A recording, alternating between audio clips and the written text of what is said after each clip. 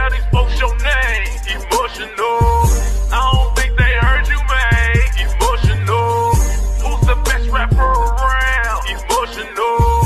Who's the new killer in town? What's going on, YouTube? I'm Emotional, aka you're something of sexy. You know where the best be. It's me, can't you see? I'm fresh and so clean. What's going on, y'all? We back at it for another Ren reaction video. This is chapter 8. I believe that this is the final chapter as far as what I saw on the Renmakesstuff channel. Now I'm excited to see what this one got going on because we got into some deep stuff all the last few chapters. You know what I'm saying? We done dealt with creepy weirdo ladies, girlfriends, friends doing stuff that we wish they never did. What else was it? We've been through a lot. We've been through a lot in this journey. Now we about to go ahead and finish it off. Like, comment, subscribe. Now, baby, let's vibe. Hit the button. Are we breaking out the guitar? I was sat in a cafe across from a strange French man in a suit. I had to decide over a 5-minute drink if this was the man that I was going to... Wait, are we going musical on this one? Or is this just for this section of the thing? Let me know. Anyway, bring it back. Dum dum.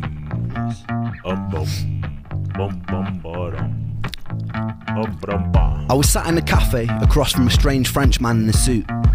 I had to decide over a 5-minute drink if this was the man that I was going to live with for the next year of my life. A week before, I'd been sat in the same cafe with a Polish man. My friend Luke had put me in touch. Me and my girlfriend had decided to move into separate houses in hopes it would fix our crumbling relationship. The guy seemed pretty chill online, and so I'd already agreed to move in with him. This was just a little informal meet before we did. A few minutes in, I instantly regretted everything. Dang. He told me a story of how the week before he'd come home drunk, and he pissed all over his own living room and was in hysterics about it. I laughed nervously, taking a sip of water as I imagined a future of watching Netflix shows near a carpet that stank of piss.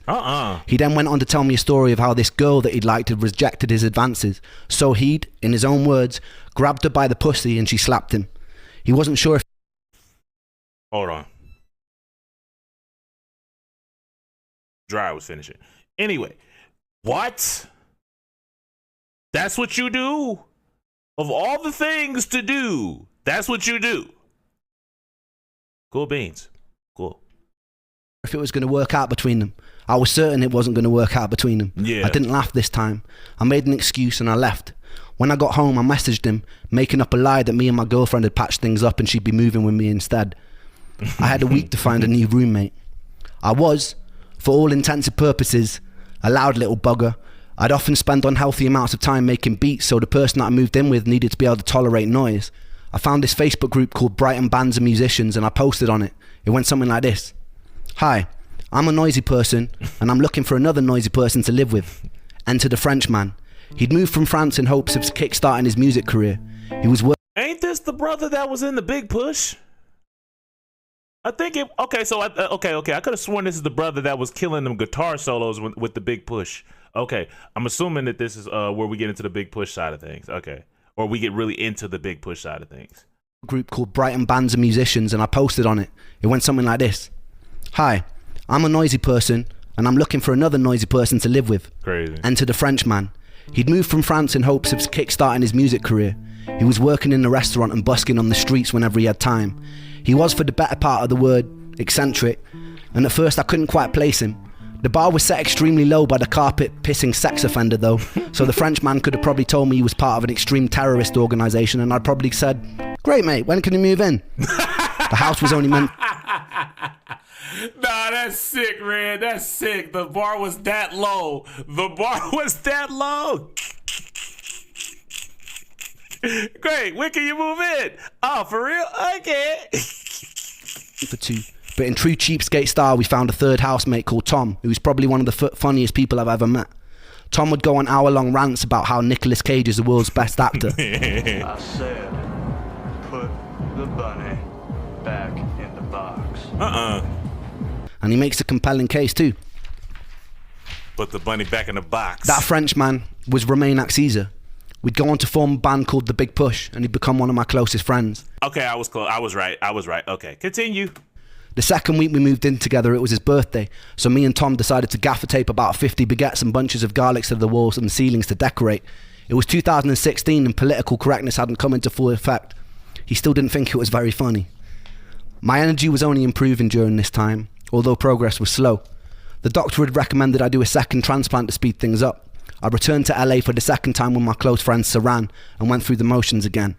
Eventually, I'd switched to their sister clinic in Frankfurt, where I entered one of the more unusual periods of my life. The UK has border regulations on certain medications and supplements. Some I shouldn't have been taking back with me. I remember fashioning a hidden compartment in my suitcase where I would smuggle IV bags full of various nutrients and immune modulating drugs over the border. I did this a few times. One drug, filgrastim, was often given to AIDS or cancer patients with low neutrophil counts. On my tests, my neutrophils were always outside of range on the lower side, so the injections would theoretically raise them. The issue was I was still broke. I don't think the doctor realised how broke. I was meant to pay for private nurse to administer the drips, but I couldn't afford it. So without telling the doctor, I taught myself how to administer an IV watching YouTube tutorial videos. I ain't gonna lie, I would have been too scared to do that. I would have been afraid of doing something wrong on accident. Next thing I know, I'm in the hospital for about 6 years. I would have been too scared. I would have been way too scared. Hold on, bring it back. Telling the doctor, I taught myself how to administer an IV watching YouTube tutorial videos. I would have been bleeding all over the place. First, it was very messy. I messed up a lot of veins trying to get the catheter to stay in. There was a lot of blood, but eventually I got the hang of it. I'd be sitting in the living room watching One Punch Man while an IV bag dripped slowly into my veins. And day by day... Is that good? Because I be hearing my homies talk about it. Well, they used to talk about it a lot. Is it good? Because I haven't seen it. Let me know. And I know they used it on, those of y'all that are gamers, like they had like a thing where they was doing like One Punch Man on Overwatch. And Doomfist was he got the skin for One Punch Man. Day I got stronger and stronger. The issue was I started noticing my food intolerances getting worse.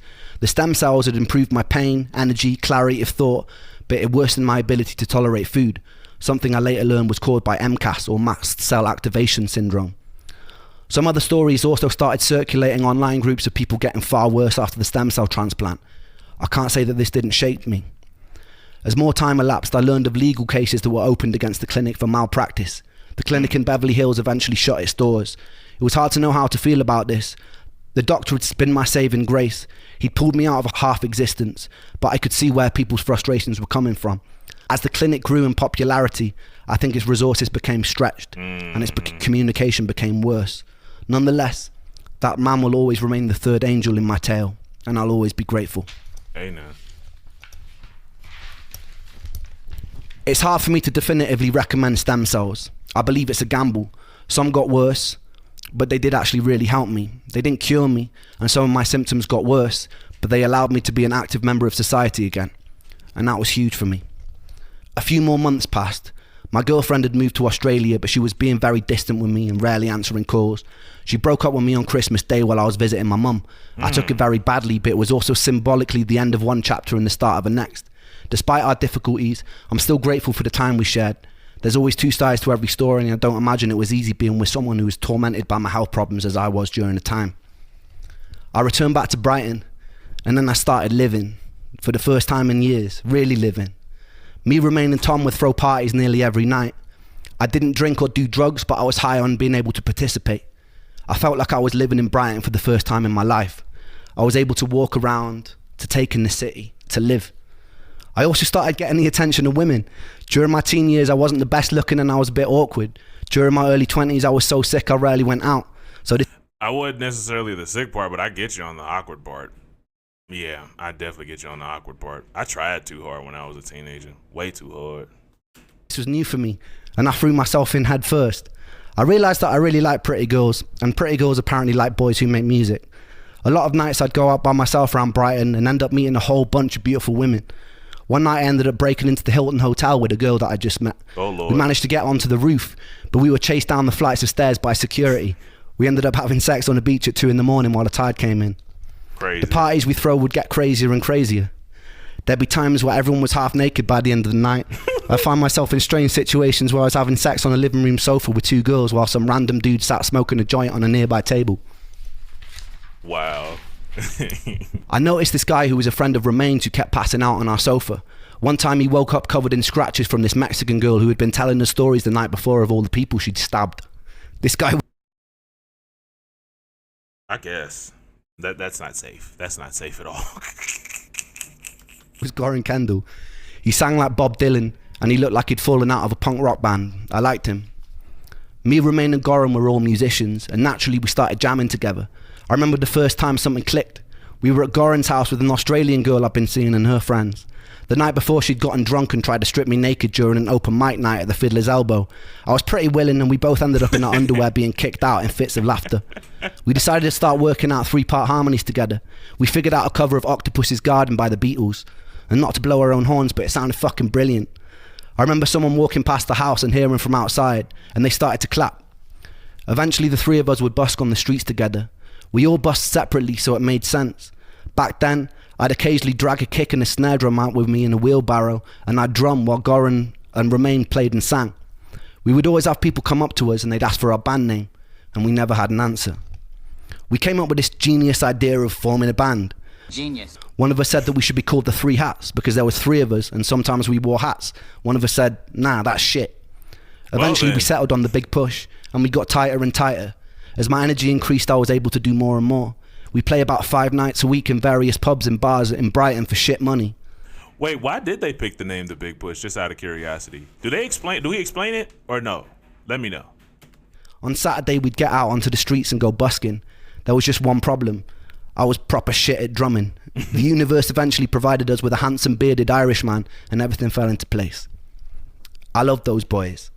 We were in truest sense a rock and roll band.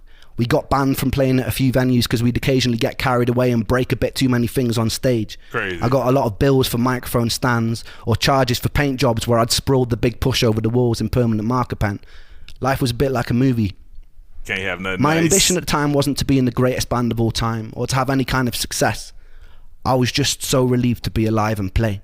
So every day felt like a victory.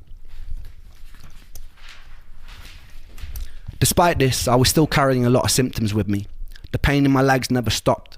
The buzzing in my feet never relented. My vision was still blurry.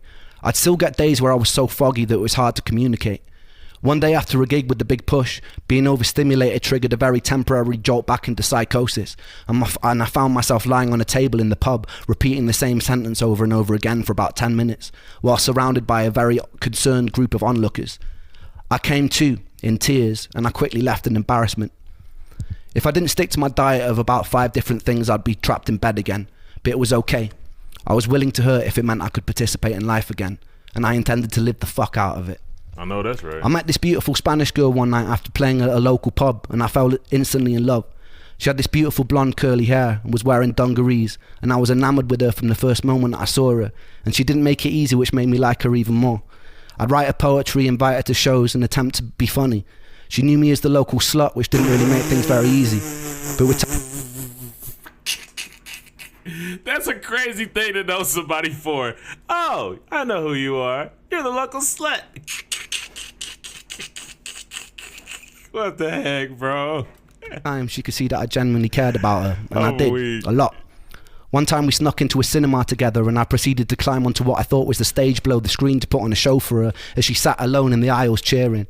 What I didn't know was that stage wasn't a stage, it was a 6-foot drop. I confidently put my feet on thin air and then I fell, smashing my face onto the corner of a railing on the way down, seeing a flash of white light and regaining consciousness with her rolling around in fits of laughter on the floor. She was intelligent, creative, unusual and beautiful. I carried a lot of trauma with me into that relationship. Relationships generally didn't feel safe for me. She was briefly diagnosed with BPD, which later turned out to be a misdiagnosis, and I had major trust issues from my last relationship, which had grown into commitment issues. It was a bit of a recipe for disaster, but we loved each other very intensely and very dysfunctionally until we couldn't.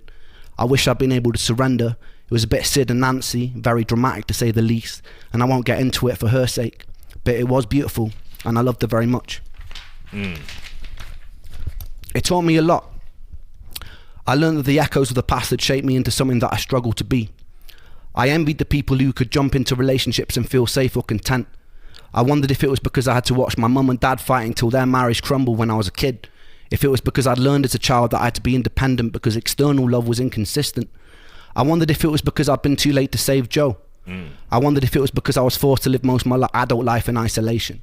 I wondered if it was to do with my past relationships. I didn't know, but I felt confused and I felt angry with myself. I knew I wanted to surrender to love, to feel truly worthy of it, but every time I tried, I feel discontent and unsettled, like the security of love was something I wanted to escape.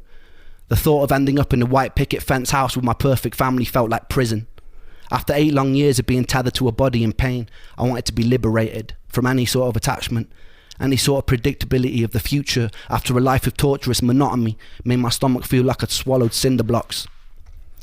When I felt someone's love, I had to fight the urge to run and keep moving, but paradoxically still desperately wanted to be loved. And I loved to love, and I loved her. That discontent was something to stop with me, and it hasn't made relationships easy. Around 2018, I'd reconnect with Sam. He was in his 20s now, so I felt far less weird about hanging out with a teenage boy. During this time, we wrote a few songs together. Blind Eyed, What Went Wrong, and Same Old Situation. All bangers, by the way. It was April, and we were shooting a video for What Went Wrong. We were using my friend Josh's car, and there was a scene where we needed a smashed up bonnet. But it went outside of the budget we had to pay for the video, so me and Sam decided to go busking to raise the money. I promise what follows is the truth. We'd never rehearsed Blind Eyed live before, but while we were out on the street, I turned to him and I asked if we should play it. I started playing the first chord that made sense without even thinking. It started in B minor in this kind of reggae way that was totally different to the original recording. Somehow, it was totally fucking magic. The whole street stopped. Sam was hitting notes and runs that seemed outside of the reach of a mere mortal. See, that's what I be talking about. Like, the busking there is different from here. Like, I ain't never seen nobody that's outside busking to the point where, like, if folks love them to the point where they got signs and stuff like that up and they really getting crowded around and really watching. I ain't never seen that. I think the only place I seen anything close to that was New York. The only thing I was that I didn't see them holding up signs and pictures and whatnot. But yeah, y'all busking situation is a lot different than it is over here. It's literally like a live performance at that point. It's just outside. Where we needed a smashed up bonnet, but it went outside of the budget we had to pay for the video, so me and Sam decided to go busking to raise the money. I promise what follows is the truth. We'd never rehearsed Blind Eyed live before, but while we were out on the street, I turned to him and I asked if we should play it. I started playing the first chord that made sense without even thinking. It started in B minor in this kind of reggae way that was totally different to the original recording. Somehow, it was totally fucking magic. The whole street stopped. Sam was hitting notes and runs that seemed outside of the reach of a mere mortal. Luckily, Sam Perry Falvey, who films the videos, was with us, and he captured the whole thing on camera.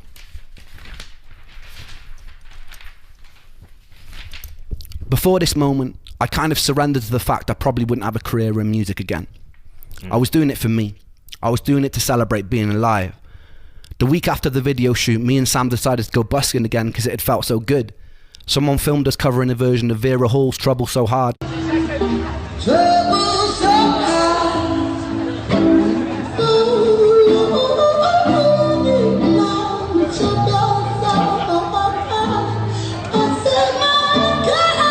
That brother's good.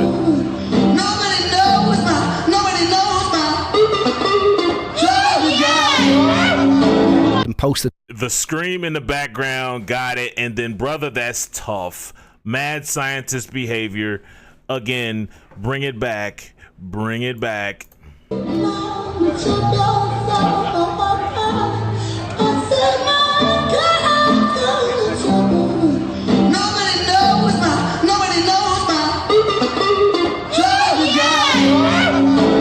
Posted it to a Mexican restaurant page on Facebook.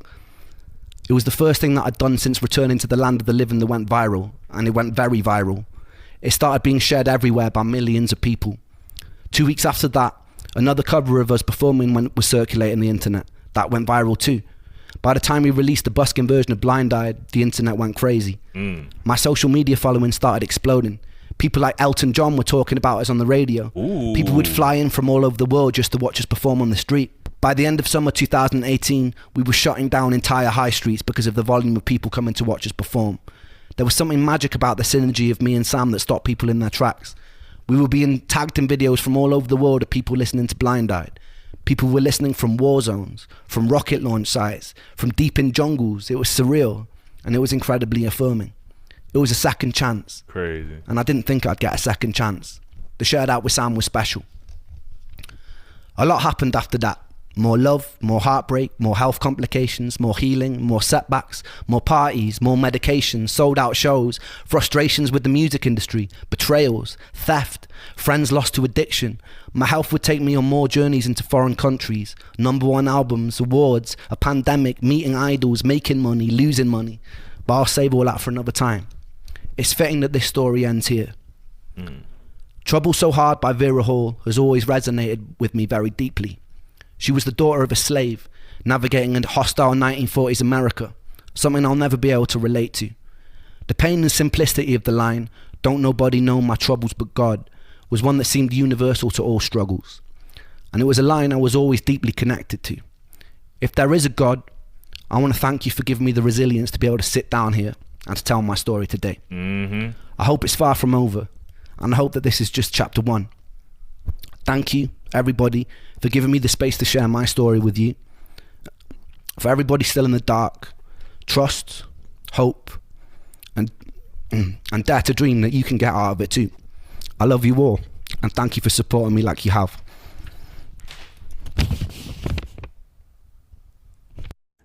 Okay, is that everything? Really?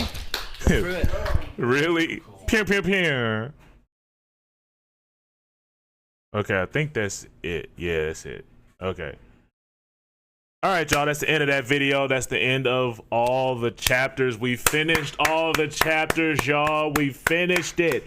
Now, I feel you on the love thing, especially because it's like, you know, you never really know what somebody on for real. You never know if somebody really gonna have your best interest at heart or what have you, or are y'all just not gonna work, or are you gonna work? You know what I'm saying?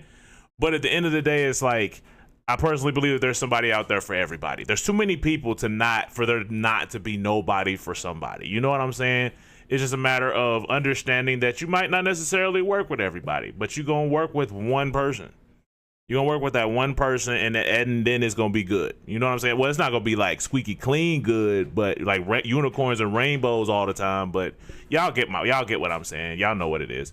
But it's like, I really do hope everybody find love. I hope bro find that one. You know what I'm saying? I really do believe that the way that he moves and stuff like that from the videos that we've seen and so on and so forth, he seemed like a good dude. You know what I'm saying? He seemed like a solid dude. Like he said in the what's it called, the one we was talking about, the sick boy situation. He seemed like a man that stand on his principles, and he don't want negativity to come from a situation, even though the situation is negative. You know what I'm saying? And then what else was it?